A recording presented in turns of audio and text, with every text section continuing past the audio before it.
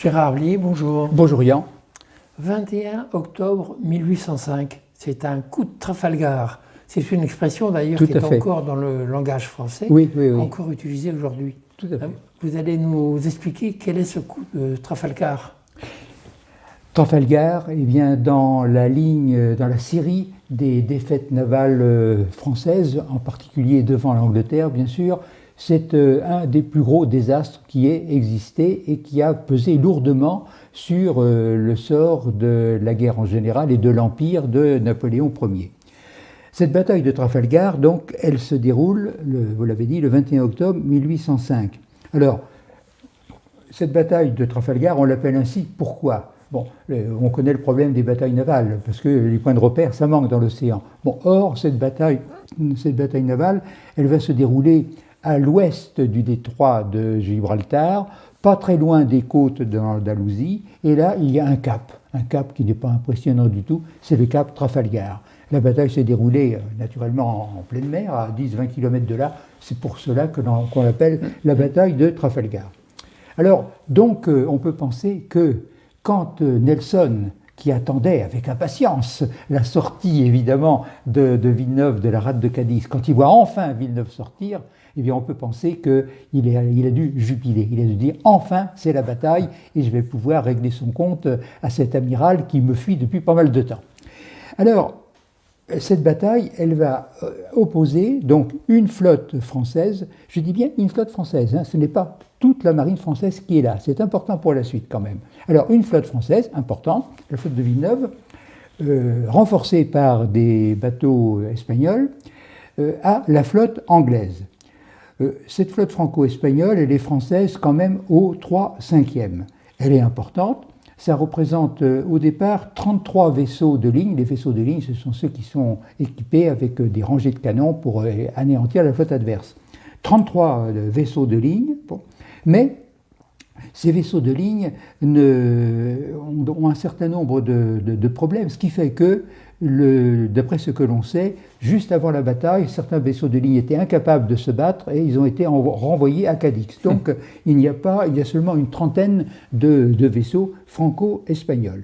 Alors, la flotte française est commandée par Villeneuve et on peut savoir qu'il y a un amiral espagnol qui est plus ou moins aux ordres de Villeneuve, c'est l'amiral Gravina.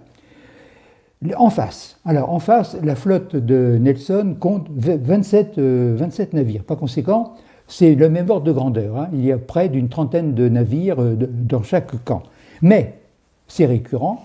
Ce que j'ai dit à propos d'Aboukir, à propos d'autres batailles navales, parmi les plus récentes à cette époque-là, c'est valable. C'est-à-dire que les navires anglais sont bien meilleurs, ils sont plus récents, ils sont mieux équipés, ils ont des équipages de meilleure valeur que les équipages. Le commandement lui-même, au niveau de chaque bateau, est supérieur, semble-t-il, du côté anglais. Et évidemment, au niveau supérieur, Villeneuve et Gravina, l'espagnol, ne font pas le poids, ils ne tiennent pas le choc devant, évidemment, la valeur d'un homme tel que Horatio Nelson.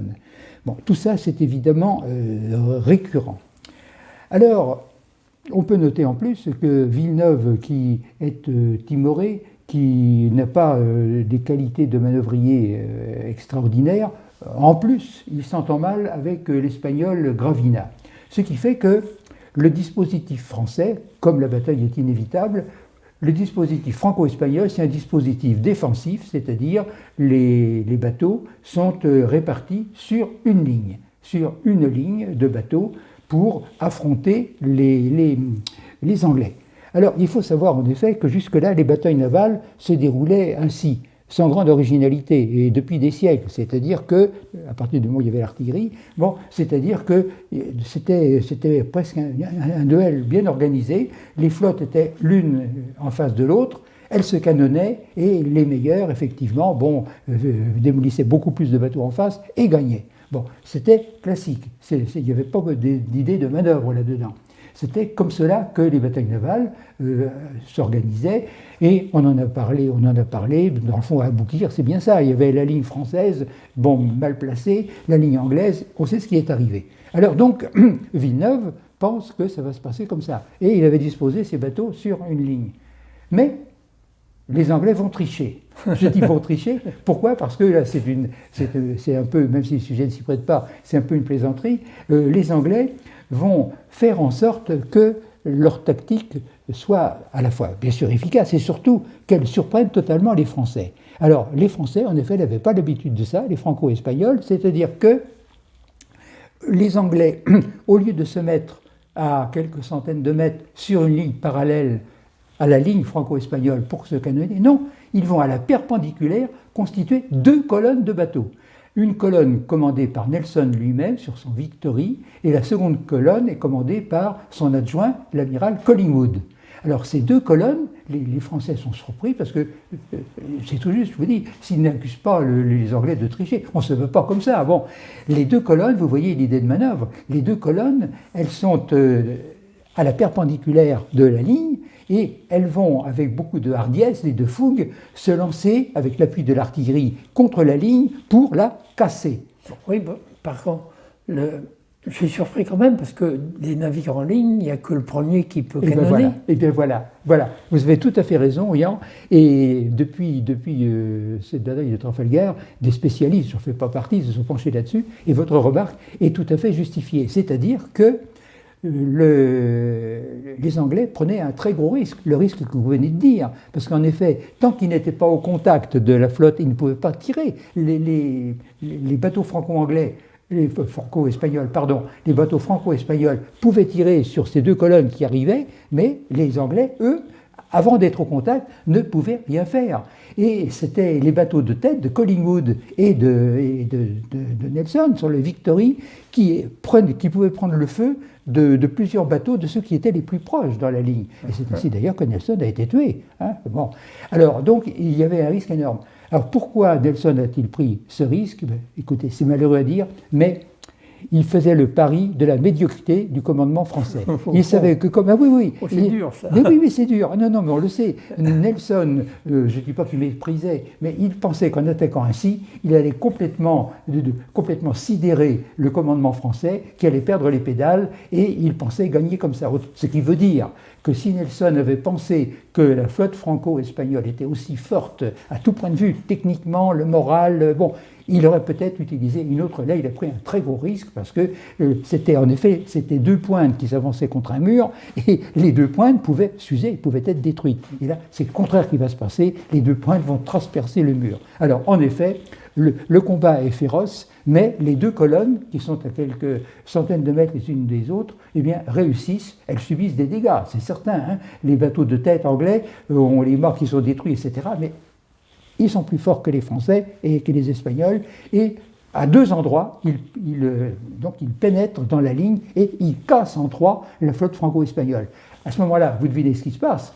Les deux colonnes anglaises se rabattent de deux côtés, puisque la flotte franco-espagnole est en trois morceaux. Chaque morceau est isolé. Et à ce moment-là, évidemment, malgré l'héroïsme, c'est vrai, des Français qui se battent bien, des Espagnols aussi, les Anglais enveloppent les bateaux français, et là, les canonniers anglais sont excellents, et donc c'est finalement une victoire totale de Nelson et des Anglais. On peut noter d'ailleurs que les Anglais avaient un moral de fer, les Anglais savaient que les victoires navales contre les Français avaient une importance particulière, compte tenu évidemment du fait que sur terre c'était Napoléon, mais sur mer il fallait que naturellement l'Angleterre gagne. Et c'est ainsi qu'on connaît la fameuse phrase en anglais de Nelson qui, avant le début de la bataille, fait passer à tous ses commandants de bateau l'ordre, l'exhortation suivante: l'Angleterre compte que chacun fera son devoir. Et chacun va faire son devoir, mais les Français et les Espagnols ne se sont pas laissés faire, mais toujours est-il que les Anglais étant les plus forts, les morceaux, à partir du moment où les deux masses anglaises coupent en trois morceaux la flotte franco-espagnole, il n'y a pas grand-chose à faire. C'est-à-dire que tous les navires français, espagnols sont coulés, ils sont incendiés ou ils sont capturés.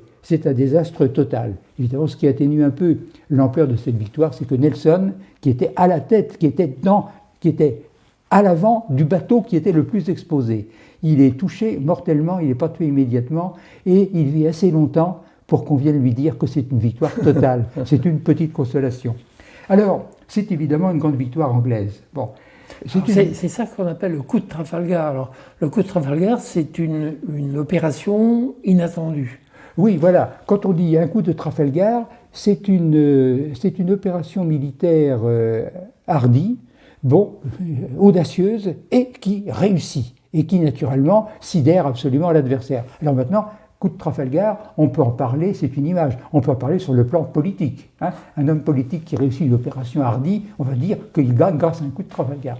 Alors, pour en terminer, disons qu'il ne faut pas penser que la marine française, à cette époque-là, après Trafalgar, est détruite. Parce que c'est la flotte de Villeneuve qui est détruite. Mais il y a les bateaux qui sont à Rochefort, qui sont à Brest. Et on les retrouvera dans quelques émissions avec l'affaire des Brûlots, par exemple. Alors donc, la flotte française, la marine de guerre française n'est pas détruite. Bon, mais évidemment, elle est très amoindrie. Et c'est évidemment un très grand succès pour les Anglais. Alors vous allez me dire, mais l'opinion française, comment a-t-elle accueilli ça? Alors Napoléon était un maître en communication. Il a fait en sorte qu'on en parle le moins possible. Il a minimisé les choses, etc., en disant qu'il y avait toujours la flotte à Brest, à Rochefort, etc. Et puis, quelques semaines seulement après Waterloo, il y a Austerlitz. Et alors là, la propagande, la communication, la propagande de Napoléon, les faits parlent d'eux-mêmes. C'est cela qui est mis en valeur, autrement dit, Austerlitz, dans l'esprit des Français, annihile ou rejette au loin Trafalgar. Voyez-vous, Austerlitz va masquer Trafalgar. Maintenant, ce qu'il faut dire, c'est que la domination anglaise sur les mers, elle était importante, évidemment, après Aboukir, après toutes sortes de victoires, mais là, elle devient écrasante. Les Anglais, plus que jamais, dominent les mers, et du coup, après Trafalgar, il est bien évident que l'invasion de l'Angleterre, du coup, devient impossible, puisque la France est absolument incapable de forcer le passage du Pas-de-Calais. Et c'est ainsi que l'historien Jean Tullard a dit ceci, il a écrit ceci: après Trafalgar, l'empereur est battu sans le savoir encore. C'est-à-dire, et oui, c'est-à-dire qu'au moment où l'Angleterre assoit sa domination totale sur les mers, eh bien, beaucoup de gens à cette époque-là, Jean Tullard est un historien de maintenant, mais beaucoup de gens lucides disent, compte tenu de l'importance du commerce maritime et tout, ça va être terrible pour l'Empire, alors que nous sommes seulement en 1805.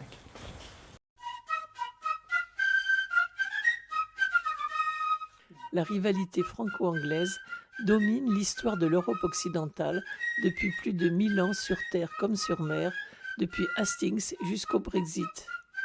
Gérard Blier présente quelques grands moments de cette histoire au micro de Yann Le Perf.